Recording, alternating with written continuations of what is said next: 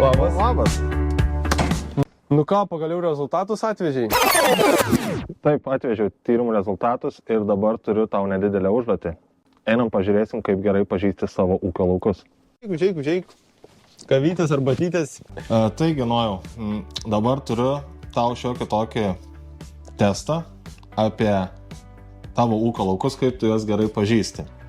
Tai 3 esminiai dalykai, kuriuos pavyko išsiaiškinti dirvožemio tyrimų dėka. Taigi, pradėkime nuo šių žemėlapių, kuriuos dabar matai ekrane. Klausimas tau. Kaip manai, kokia situacija šiuose laukuose su judriojo fosforo kiekiu? Šituose abiejose laukuose? Taip, šiuose laukuose. Galbūt žinai, ar yra kažkokių zonų, kurios turi išskirtinių sąlygų, kaip kitaip tręšiamos arba panašiai.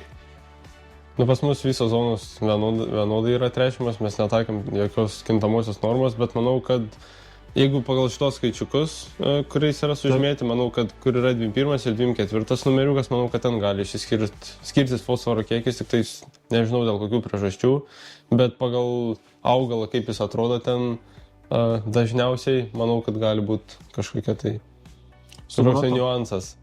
Gerai, pažiūrim teisingą atsakymą. Na. Taip, tai štai dabar matomi fosforo judriojo tyrimai ir tu sakei, kad 24, tai šie būtų 2 numeriukai, tai jie yra labai neturtingi fosforo, ten didelė problema, taip pat matom ir viršoje laukuose dalyje ganėtinai problematiška su fosforu, tačiau aš dar norėjau vieną vietą įskirti, kaip matai, štai.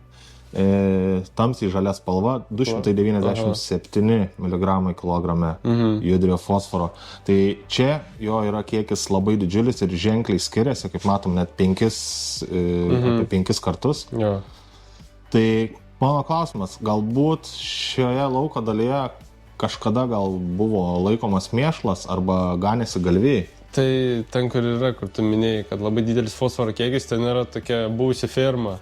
Bet ten labai senais laikais jos jau ilgai nebėra, tai greičiausiai, kad čia ir yra problema, nes ten seniau būdavo karvės ir jau čia pildavo visą tą mėšlą. Gal jos ten ganydavosi, nu kažkas tokio. Tai žodžiu, tai va greičiausiai čia ir bus ta problema, kodėl tas fosforo kiekis toks didelis. Tikriausiai, nes pagrindinės problemos, tiksliau priežastis, dėl ko išsiskiria judriojo fosforo kiekiai dirvoje, tai būna arba buvo laikytas mėšlas kažkada, arba buvo sena sodyba, daržai, arba fermas, kaip ir šiuo atveju, nes fosforas dirvoje yra labai nejudrus ir jis išlieka daugybę metų, jeigu jo yra kiekiai didžiuliai toje vietoje. Tai kalbant paprastai, jeigu taikysit tręšimo kintamą normą šiuose laukuose, tai raudonose zonose jums fosforo kiekis bus reikalingas didžiausias. Oranžinėse zonose kiekis reikalingas bus šiek tiek mažesnis, geltonose dar mažesnis, na, o šioje būtent žalioje zonoje fosforo iš vis nereikia, nes yra jo kiekis labai didelis. Ir tokiu atveju galima truputį sutaupyti.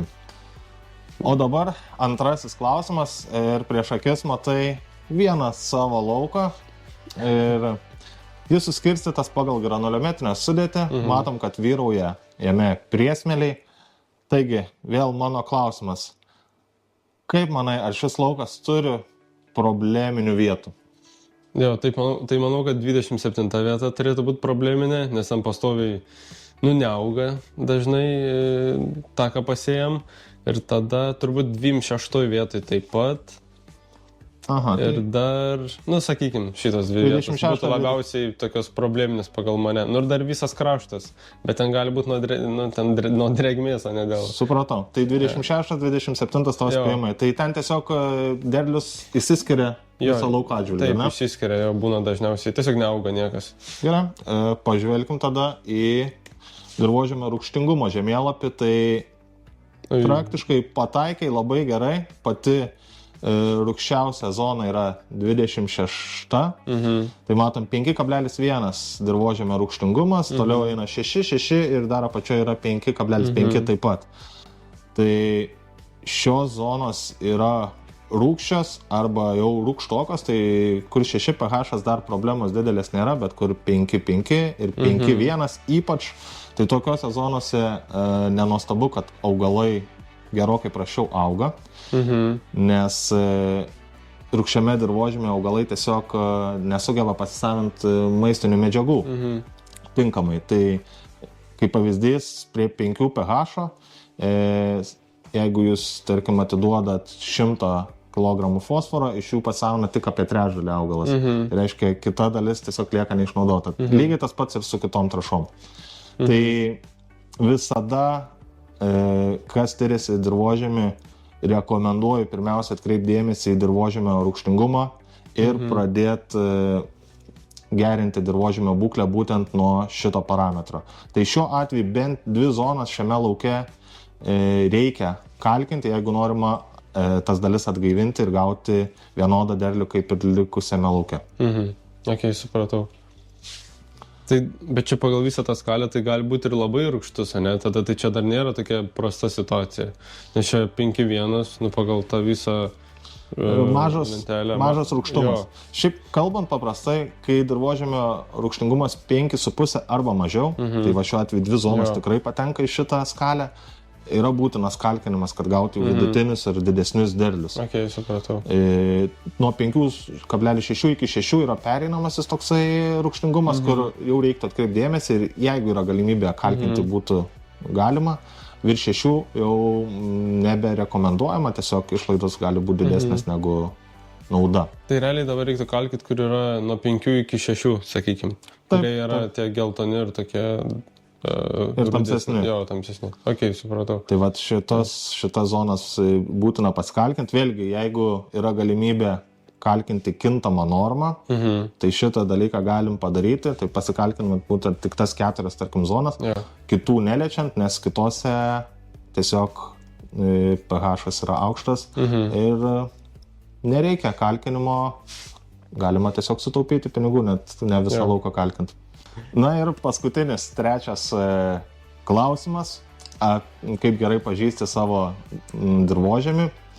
Tai noriu tiesiog paklausti, nereiks spėti apie maisto medžiagos rūšį, tiesiog pasakyk, kaip manai, kokia situacija pas tavęs laukose su kaliu?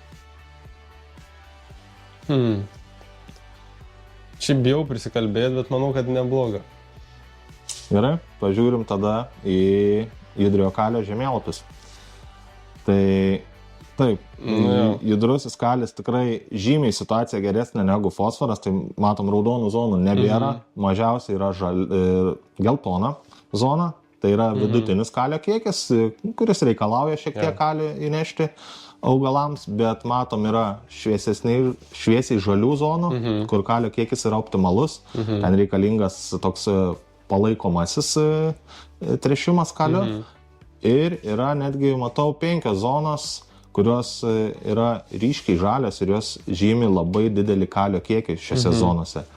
Tai va tokiose zonose, priklausomai nuo sėjomainos, nuo technologijos taikomos ūkyje, greičiausiai tokią zoną kalio net nebereiktų įtelpinėti, nes augalai pilnai apsirūpina iš dirvožemėje esančių kalio atsargų.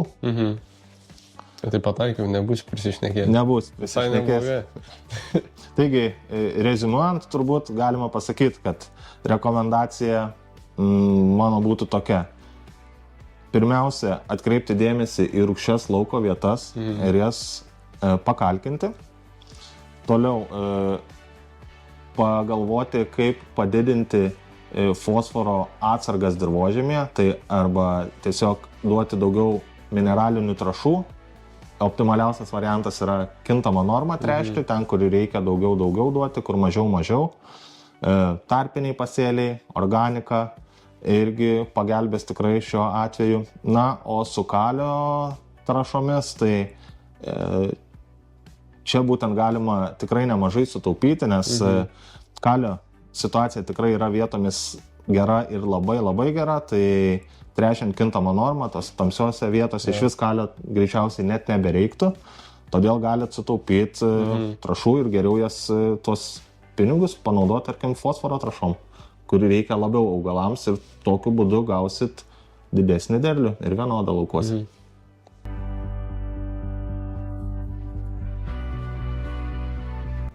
O tai kaip su visais kitais rezultatais? Visus likusius tyrimų rezultatus ir pilną ataskaitą aš persiųsiu tau elektroniniu paštu ir ten matysi detalius tyrimų rezultatus. O tai žodžiu, kai gausi tuos rezultatus, kaip man juos išnaudot, kad galėčiau tręšti pats? Tai labai paprastai. Aš tau padėsiu padaryti tręšimo planus kintamą normą, kokius tik norėsi. Tai galimybė ir fosforo, ir kalio trąšomis, taip pat, jeigu nuspręsi ir kalkinti kintamą normą, kur yra poreikis laukose, taip pat padarysiu ir kalkinimo planus kintamą normą, ir kuriuos galėsiu tau persiųsti tiesiai į traktoriaus ekraną per operacijų centrą, belaidžių būdu, todėl bus viskas labai paprasta. Na, o jeigu jūs norite daugiau sužinoti apie savo laukų dirvožemio būklę, galbūt ir tręšti kintamą normą, kreipkitės į Dojus Agro.